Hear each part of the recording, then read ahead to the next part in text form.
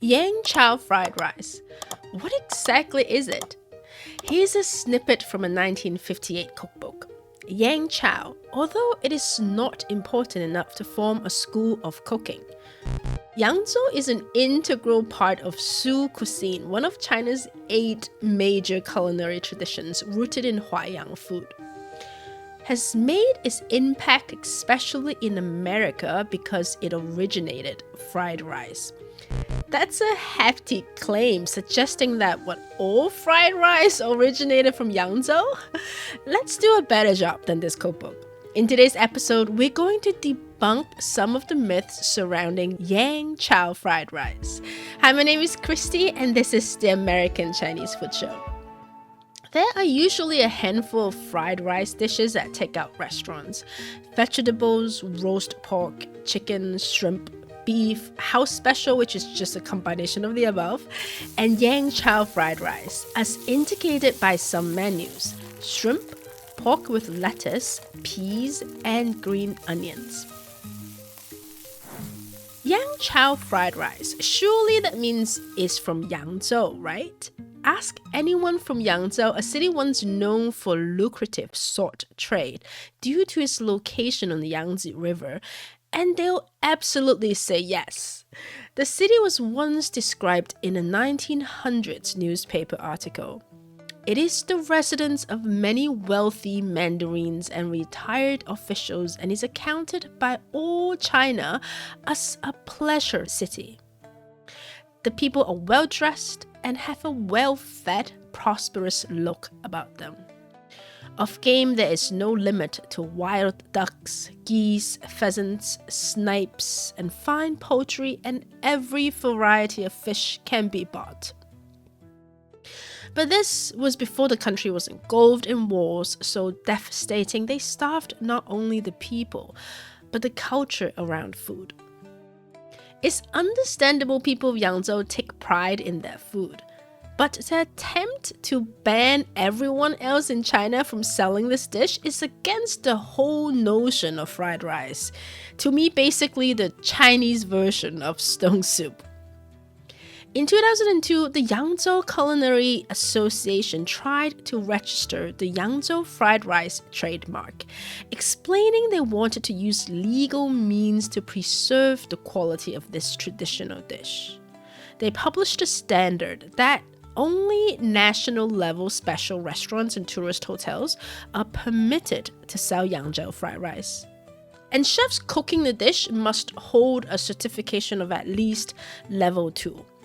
The ingredients were standardized to sea cucumber, dried scallops, shiitake mushrooms, chicken leg meat, ham, fresh bamboo shoots, and green peas.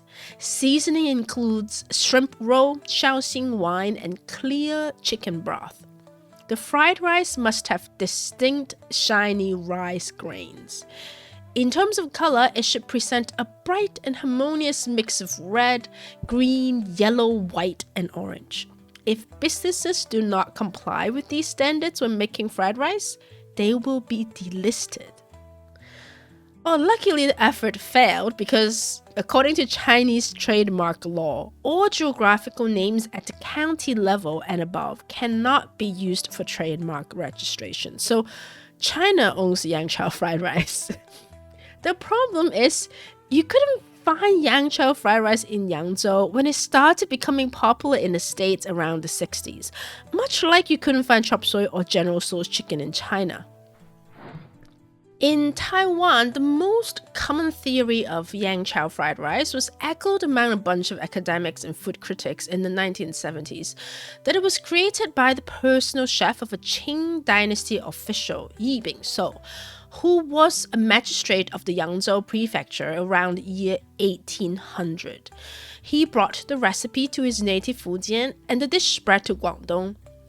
There's this mythical poem collection Yi wrote on a dish with Vietnamese Thai rice, a button-sized shrimp, and minced aged ham that was quoted but was never found and therefore validated. A more extended version of this is that the original Yang Chow fried rice was from the Sui dynasty around the year 600. The head chef Emperor Yang of the Sui dynasty wrote a passage that includes a dish called broken gold rice.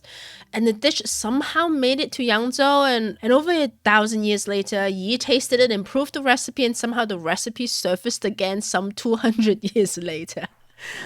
During the reign of Emperor Guangzhou in the Qing dynasty, a Huaiyang restaurant created a dish called Yangzhou crispy rice, using shrimp, barbecued pork, and sea cucumber.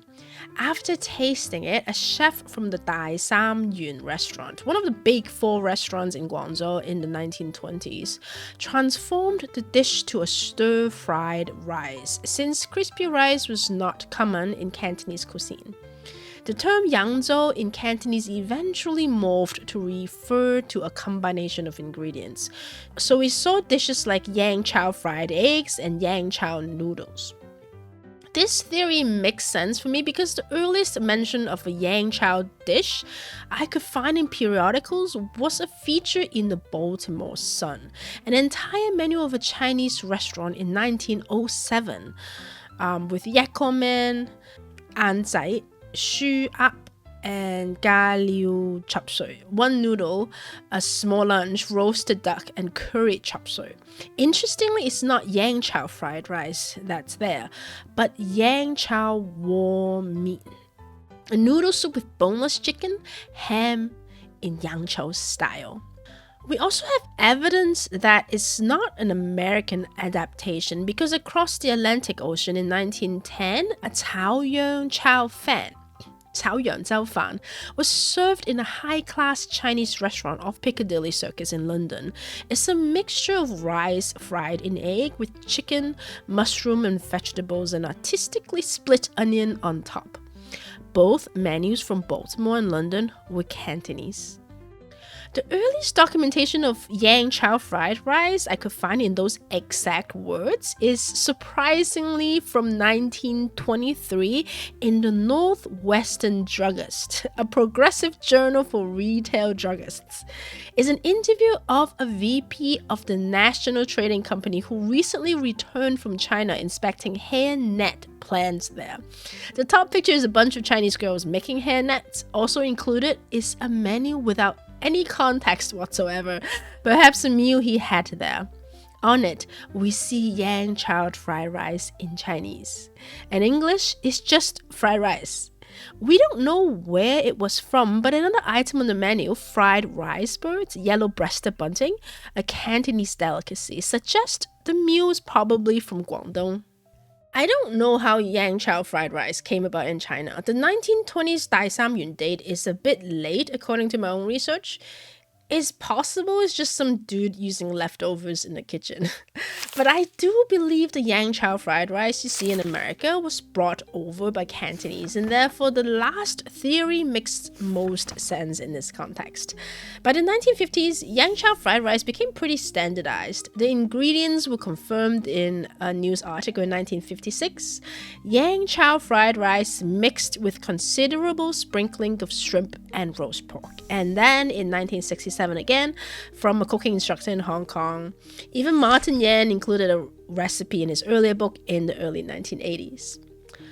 All that's left now is to watch Yang Chow fried rice gradually vanish from Chinese takeout menus as operations streamline and specific dishes get removed. But at least now you know a bit more about its story. That's it for today's episode. If you like our content, subscribe to the channel. See you soon.